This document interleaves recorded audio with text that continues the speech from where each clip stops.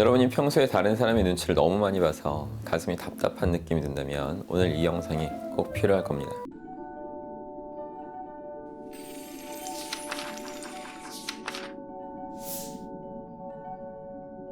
제가 오랜 기간 강의와 상담을 계속하면서 다른 사람의 눈치를 지나치게 살피는 분들을 아주 많이 봤어요. 무심코 던진 돌에 개구리가 맞아 죽는다는 속담처럼 타인이 무의미하게 내뱉은 말인데 그걸 너무 과도하게 신경 써서 마음의 상처를 받고 심지어 그 말로 자신의 한계까지 규정해버리는 사람들도 많습니다. 한국 사회는 항상 타인을 배려하는 착한 사람으로 살아야 된다, 이런 규범 같은 게 있어요. 이게 나쁜 건 아니지만 자신의 마음에서 우러나온 게 아니고 그저 사회적 압박을 이기지 못해서 마지못해 따르고 있는 거라면 오히려 소심하고 나약한 성향으로 잘못 변질될 수도 있습니다.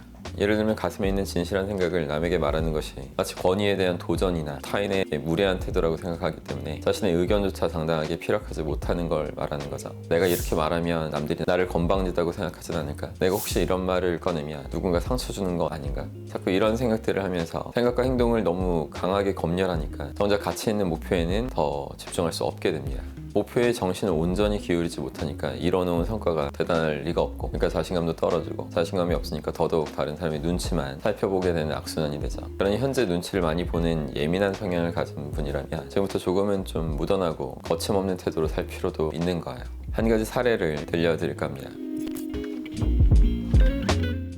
한 유명 대학병원에서 정형외과 교수가 있었어요. 수술 실력도 뛰어나서 어려운 수술도 척척 잘 해냈죠. 하지만 완벽한 인간은 없다고 이분에게도 한 가지 결점이 있었는데, 바로 수술할 때 잔소리가 너무 심했다는 거예요. 아기가 있어서 그런 건 아니었는데 입버릇처럼 시도 때도 없이 잔소리를 내뱉습니다. 너 집중 안 할래? 동작이 왜 이렇게 굼떠? 사실 그 교수는 이런 자잘한 잔소리를 하면서 수술의 리듬을 잡아가는 독특한 습관이 있었던 거죠. 하지만 함께 일하는 조수 의료진들한테는 이것이 심리적 압박이 됐던 겁니다. 가뜩이나 본인들도 수술 때문에 잔뜩 긴장해 있는데 수술하는 내내 교수가 계속 잔소리를 끊임없이 하니까 결국 많은 의료진들이 그 교수와 수술을 하면서 마음의 상처를 입게 됐다고 해요. 특히 유복한 집안에서 태어나서 부모님한테 한 번도 야단받지 않고 마치 온실 속의 화초처럼 자라난 그런 엘리트 의사도 있었는데, 이 사람은 교수의 꾸중을 들을 때마다 나라를 잃은 표정을 하면서 너무나 괴로워했어요. 사소한 잔소리와 지적에도 멘탈이 휘청거렸죠. 이 병원에는 또 다른 의사가 있었는데 그 사람은 교수님 곁에서 수술을 직접 도와주는 제1조수였기 때문에 잔소리에 아주 무방비로 노출됐던 겁니다. 속사포 같은 그런 잔소리가 그 의사한테 집중되니까 주변 의료인들도 그 사람한테는 측은지심을 느낄 정도였죠.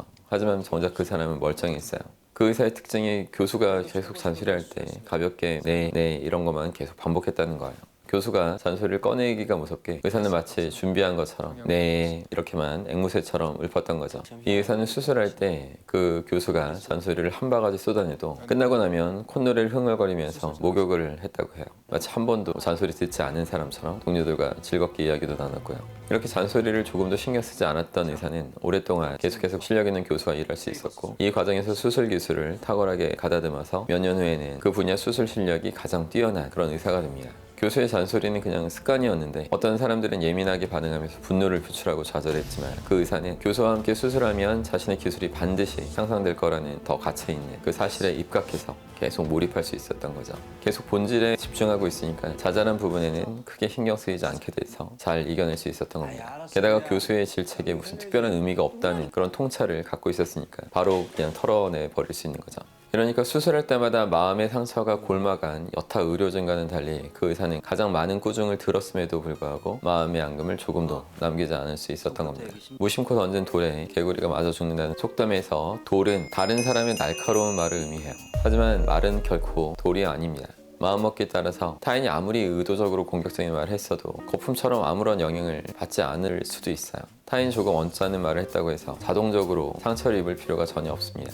왜냐하면 사람들에게는 모든 것을 자유의지로 해석할 수 있는 더 큰 힘이 있기 때문이죠. 사람은 사실 그 자체에 반응하는 게 아니라 나름의 해석을 통해서 감정과 생각을 불러일으켜내는 거예요. 그러니까 어떤 사고나 사건이 생겼어도 그 사건과 사고를 어떻게 해석하느냐에 따라서 전혀 나한테 감정의 동요가 일어나지 않을 수도 있고, 거기서 오히려 더 큰 통찰이나 발전을 이뤄낼 수도 있는 겁니다. 그러니까 제가 항상 생각하고 있는 진리, 일체유심조, 모든 것은 마음이 만들고 있는 겁니다. 이 말을 음미하고 깊은 뜻을 완전히 깨달을 때 다른 사람의 말 따위에 상처받는 경우는 아주 현저하게 줄어들게 될 거예요.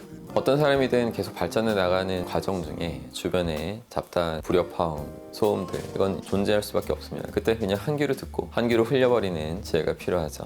스스로한테 가치 있고 의미 있는 목표에만 온전히 집중하려고 노력해 보십시오.